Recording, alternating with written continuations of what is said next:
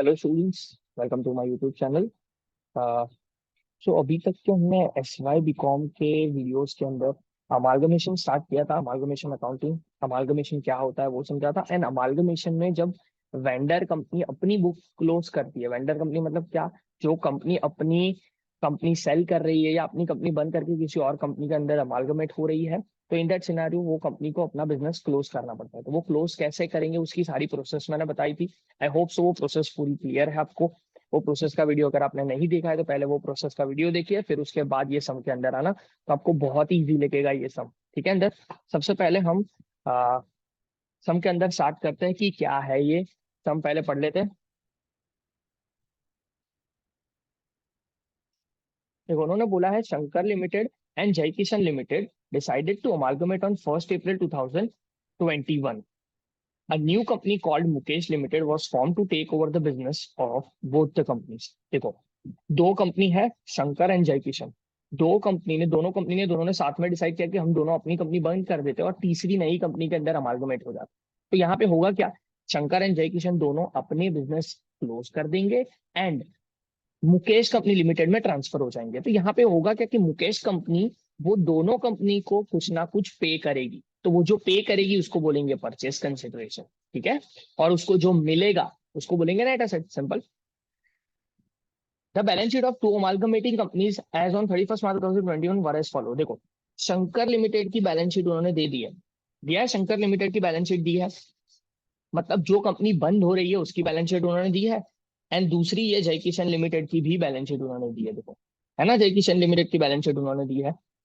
उसके नीचे उन्होंने क्या लिखा है, the new company issues equity shares of 100 each in payment of purchase price. मतलब नई कंपनी जो मुकेश लिमिटेड है ना, मुकेश लिमिटेड ने वो दोनों कंपनी जो सेल हो रही है, जो बंद हो रही है, उसको अपनी कंपनी के 100 100 रुपए के एक शेयर दे रही है। तो ये सिनारियो अगर आपको मैं वर्किंग में बताऊं तो क्या हो सकता है ये सिनारियो, जस्ट अ सेकेंड। ये सिनारियो ये है कि ये जय किशन है, शंकर है और जय किशन है, ऐसा मान लेते हैं यहाँ पे, शंकर एंड जय किशन।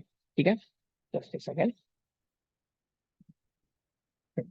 शंकर एंड जय किशन है, तो शंकर एंड जय किशन बोल रहे हैं कि हम दोनों क्लोज कर देते हैं अपना बिजनेस और एक मुकेश कंपनी फॉर्म करते हैं। ठीक है, तो ये दोनों अपना बिजनेस क्लोज कर देंगे और नई कंपनी में चले जाएंगे। तो ये दोनों के जो शेयर होल्डर्स जो है, शंकर एंड जय किशन के जो शेयर होल्डर्स है, वो बोलेंगे कि अब हमें अगर हमें शंकर लिमिटेड में शेयर होल्डिंग नहीं मिल रही है तो हम जहां पे जाएंगे वहां का मुझे शेयर होल्डिंग मुझे चाहिए रहेगा। ठीक है, तो मुकेश को यहाँ पे जाना पड़ेगा, मुकेश वहां पे जाएगा, ये यहाँ पे। तो अब क्या करेंगे, मुकेश को वो शंकर लिमिटेड के जितने भी शेयर होंगे, जितने भी शेयर होल्डर्स होंगे उनको पैसे देने पड़ेंगे। ठीक है, कि भाई हमारी कंपनी के शेयर ले लो। तो मुकेश कंपनी क्या करेगी, शंकर कंपनी के शेयर होल्डर्स को बोलेगी कि देख लो, आपका जितने भी शेयर्स थे वहां पे उसके हिसाब से हम हमारे हिसाब से पेमेंट कर रहे हैं, 100 100 रुपए का एक शेयर आप ले लो। किसका, मुकेश लिमिटेड। सेम जय किशन के भी शेयर होल्डर्स को मुकेश लिमिटेड अपनी कंपनी के 100 100 रुपए के एक शेयर दे देगी। सिंपल, ये चीज यहाँ पे बोली गई है। फिर आगे बढ़ते हैं, उसके बाद उन्होंने जो बोला है, उन्होंने बोला you are required to prepare necessary ledger accounts and give journal entries to close the books of Shankar limited. Shankar limited की बुक हमें क्लोज करनी है, मतलब सिर्फ और सिर्फ शंकर को ही क्लोज करना है।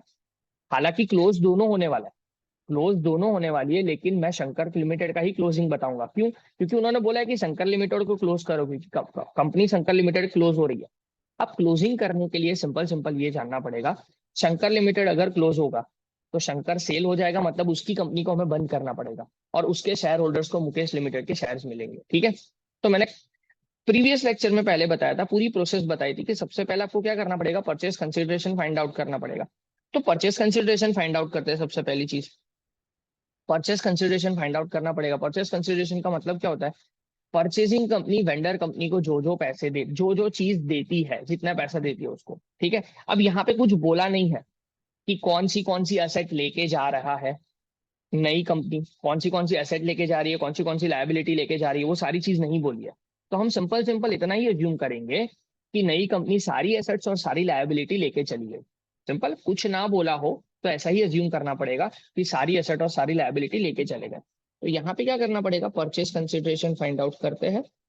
सबसे पहले परचेज कंसिडरेशन फाइंड आउट करने के लिए, purchase consideration for Shankar limited बोलूंगा, शंकर लिमिटेड को कितना मिलेगा परचेज कंसिडरेशन के तौर पे। तो सबसे पहले कितनी कितनी एसेट नई कंपनी लेके जा रही है और नई वैल्यू, अब कुछ बोला ही नहीं है नई वैल्यू, तो हम पुरानी वैल्यू ही लेंगे, बैलेंस शीट की जो वैल्यू होगी वही कंसिडर करनी पड़ेगी। ठीक है, तो एसेट लेके जाएंगे, total asset minus liability, purchase consideration में सिंपल सिंपल है, नेट एसेट ही करना पड़ेगा, there is no alternative way. ठीक है, नेट एसेट का जितना भी पैसा होगा वो नेट एसेट आएगा, उसका उतना पैसा आपको देना पड़ेगा। तो हम नेट एसेट करते हैं, कितनी कितनी एसेट जाएगी, देखो सबसे पहली एसेट है ये लैंड एंड बिल्डिंग, वो नई कंपनी में जाएगी। लैंड एंड बिल्डिंग कितने रुपए है लैंड एंड बिल्डिंग के, 40,000 रुपए, कुछ बोला नहीं है तो जो लिखा है वही लिख दूंगा। मशीनरी,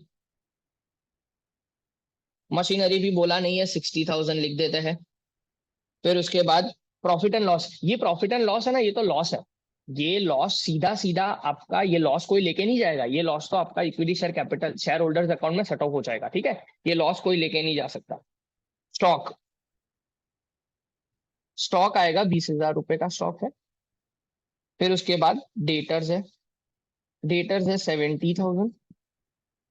फिर उसके बाद कैश एंड कैश इक्विवेलेंट, सारी चीजें देखो जितनी एसेट पड़ी थी वो हमने बोल दिया कि वो सारी एसेट लेके जा रहे हैं। ठीक है, उसके अंदर से लेस क्या करेंगे भाई, जितनी लायबिलिटी वो लेके जाएगा, तो लायबिलिटी कितनी है, देखो ये दो लायबिलिटी है, दोनों लायबिलिटी लेके चले जाएंगे। क्रेडिटर्स है और आउटस्टैंडिंग रेंट के क्रेडिटर है, दोनों चीज माइनस कर दे, 50,000 रुपए यहाँ पे माइनस कर देता हूँ और 1,000 रुपए और माइनस कर देता हूँ।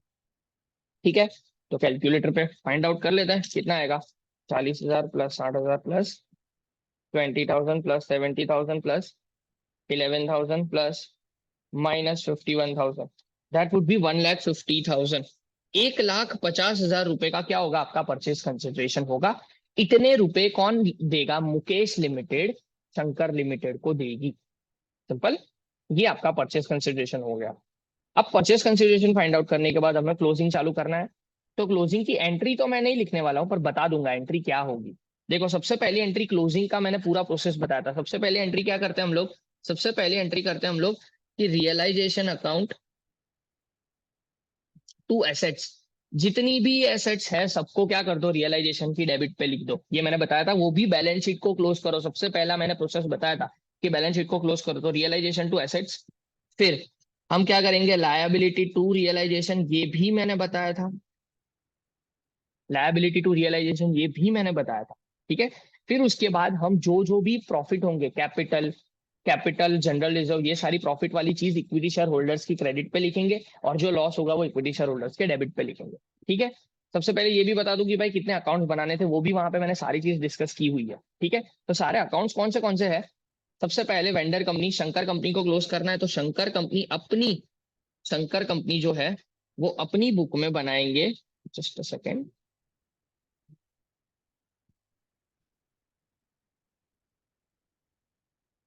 शंकर कंपनी जो है वो अपनी बुक में बनाएंगे realisation account, equity share holders account, फिर जो कंपनी लेके लेके जा रही है Mukesh company limited account, and equity share of Mukesh limited, जो शेयर हमें मिल रहे हैं, इतने अकाउंट बनाएंगे। देखो यहाँ पे बैंक जा रही है, बैंक में जितना बैलेंस था वो सारे पैसे लेके जा रहे हैं, इसी वजह से मैंने बैंक अकाउंट अलग से बनाया नहीं, वरना बनाना पड़ता बैंक अकाउंट भी। ठीक है, तो यहाँ पे बनाते हैं, चलो स्टार्ट करते हैं। सबसे पहले हमें बैलेंस शीट को क्लोज करना है, बैलेंस शीट को क्लोज करेंगे तो जितनी जितनी एसेट है डेबिट पे लिखना पड़ेगा, तो चलो डेबिट पे लिखते हैं, realisation account debit to all assets, लिखते हैं सारी सारी एसेट जितनी भी है। टू लैंड एंड बिल्डिंग कितने रुपए है, 40,000। टू मशीनरी कितने रुपए है, 60,000, वो भी लिख देते हैं। ठीक है, फिर उसके बाद पीएनएल अकाउंट है, पीएनएल अकाउंट हमारा लॉस है, तो लॉस है तो equity share holder, equity share holders में लिख दो डेबिट साइड पे टू पीएनएल अकाउंट।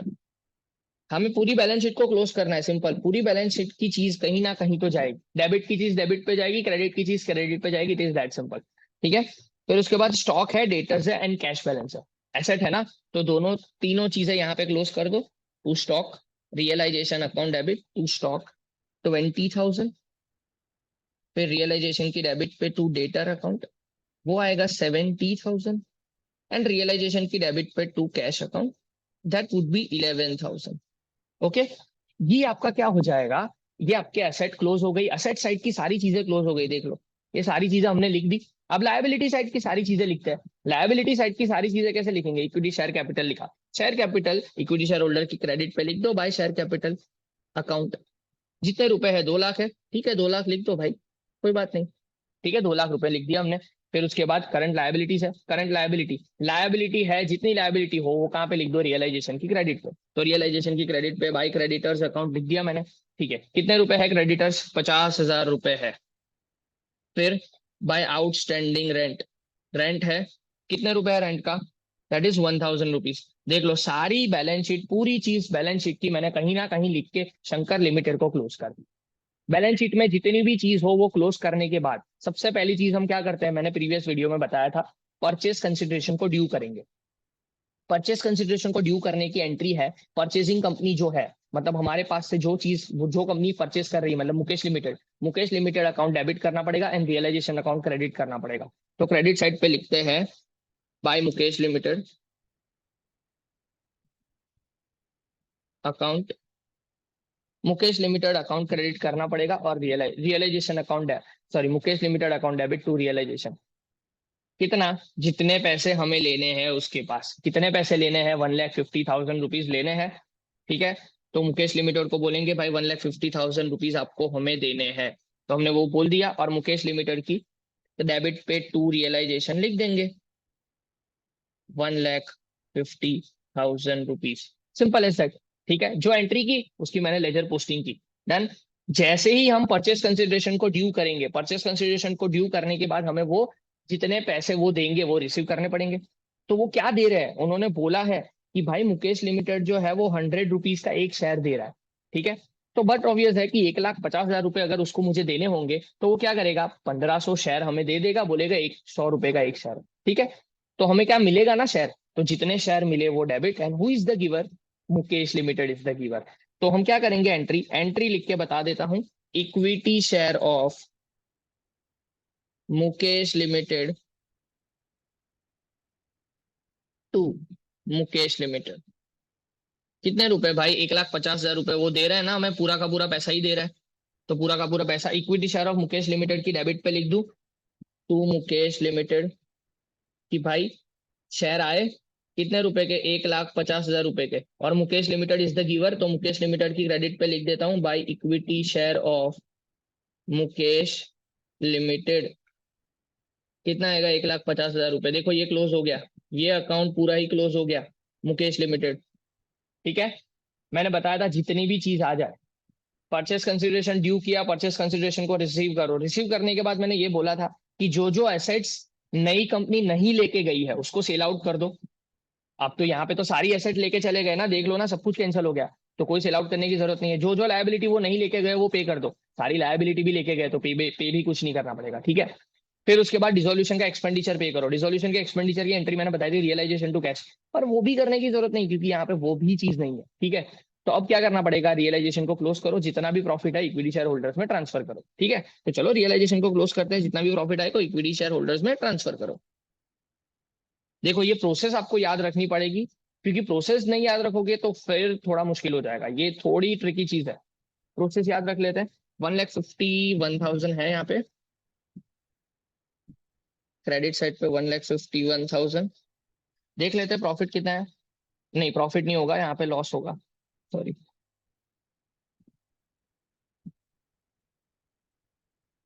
यहाँ पे लॉस होगा, जस्ट अ सेकेंड,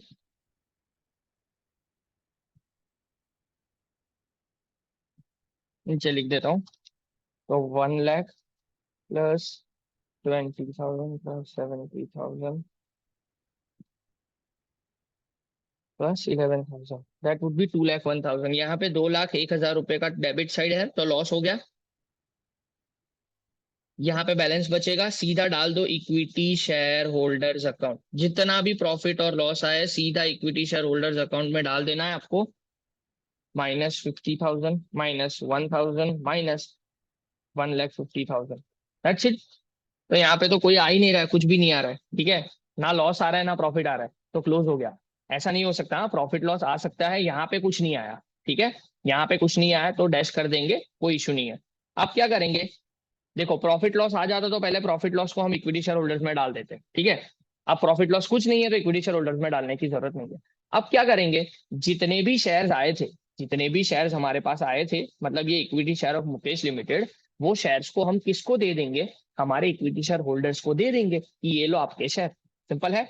तो अगर उनको दे देंगे तो क्या एंट्री होगी, हु इज द रिसीवर, हमारे इक्विटी शेयर होल्डर्स बोलेंगे दो हमें शेयर्स दे दो, तो equity share holders account debit करेंगे to equity share of Mukesh limited. ये करना पड़ेगा। 1,50,000 रुपए, 1,50,000 रुपए, ठीक है। ये कर देंगे हम, 1,50 1,50, सिंपल एज दैट। ठीक है, 1,50,000 1,50,000 रुपए, ठीक है। तो अब क्या करेंगे, equity share holders account debit to equity share. तो अब इक्विटी शेयर जा रहे हैं, कहाँ पे जा रहे हैं, by equity share holders account, credit कर दो कि भाई इक्विटी शेयर होल्डर्स के पास 1,50,000 रुपए जा रहे हैं। ये क्लोज हो जाएगा। और कौन रिसीव कर रहा है, इक्विटी शेयर होल्डर्स, तो इक्विटी शेयर होल्डर्स की डेबिट पे लिख दो to equity share of Mukesh limited,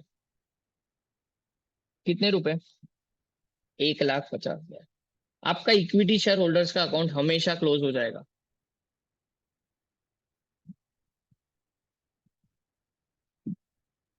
ठीक है, अगर नहीं हुआ तो इसका बैलेंस आपको कैश में डालना पड़ेगा और कैश अकाउंट क्लोज हो जाएगा। यहाँ पे तो कैश अकाउंट था ही नहीं, इसी वजह से देख लो इक्विटी शेयर होल्डर्स अकाउंट पूरा क्लोज हो। देखो प्रोसेस में करोगे तो आराम से हो जाएगा।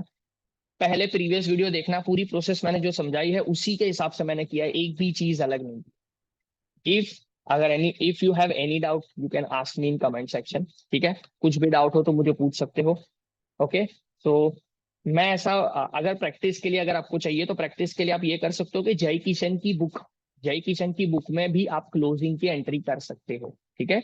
जय किशन की बुक में भी आप क्लोजिंग की एंट्री कर सकते हो। देखो वहां पे सिर्फ इतना बता देता हूँ कि जब कभी भी क्लोजिंग की बात आए तो तो ये इंटेंजिबल एसेट्स जो होती है ना, गुडविल, ये गुडविल को भी क्लोज तो करना ही होता है, ठीक है। पर वहां पे वो नेट एसेट्स में नहीं आएंगे, ठीक है। वो नेट एसेट्स में नहीं आएंगे। अगर आपको यहाँ पे नेट एसेट मतलब net asset in the sense purchase consideration, जय किशन लिमिटेड का परचेस कंसिडरेशन अगर फाइंड आउट करने को बोलते हैं वो, तो जय किशन लिमिटेड का परचेस कंसिडरेशन कैसे आता है वो भी बता देता हूँ।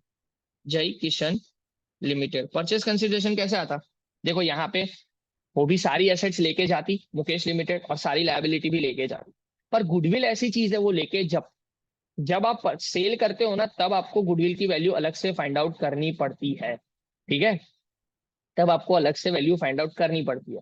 तो at that point of time जब आपने सेल किया मुकेश लिमिटेड को तब कुछ एडजस्टमेंट में बोला नहीं है कि गुडविल है कि नहीं, ठीक है। तो जब कभी भी एडजस्टमेंट में गुडविल के बारे में कुछ नहीं बोला हो तो आपको नेट एसेट जब भी आप फाइंड आउट कर रहे हो या परचेस कंसिडरेशन के लिए नेट एसेट जो भी फाइंड आउट करते हो वहां पे आपको गुडविल लिखने की जरूरत नहीं है। जब कभी भी एडजस्टमेंट में आपको गुडविल नहीं दिया हो, परचेस कंसिडरेशन में आपको नहीं लिखना है। तो यहाँ पे हम क्या करेंगे, सिंपल सिंपल है, ये सारी एसेट्स लेके जाएगी, नई नई कंपनी सारी एसेट्स लेके जाएगी पर गुडविल के अलावा, ठीक है, क्योंकि गुडविल नहीं आएगा, ठीक है।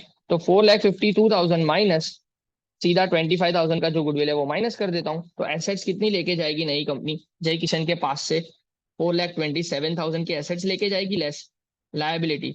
लायबिलिटी में कौन सी चीज जाएगी, देख लो एक ही क्रेडिटर है, वो क्रेडिटर लेके चले जाएंगे कि भाई 37,000 के क्रेडिटर दे दो हमें, ठीक है, तो 37,000 के क्रेडिटर दे दो, दैट्स इट। तो 3,90,000 का आपका परचेस कंसिडरेशन है, डन है। तो ये इस तरह से होता है, थोड़ा सोचने की जरूरत है। देखो बहुत कम सम है जो इंपॉर्टेंट वाले हैं वही मैं करवाऊंगा। तो this would make your corporate exam varies, this would make your corporate exam varies, ठीक है। So if you find this video helpful, अगर आपको हेल्पफुल लग रहा है please then please do like share and subscribe as much as possible because this will make me motivated to make this kind of videos, ठीक है। जो भी आगे वीडियोस के लिए मिलते रहेंगे। All the best for your exam, thank you so much.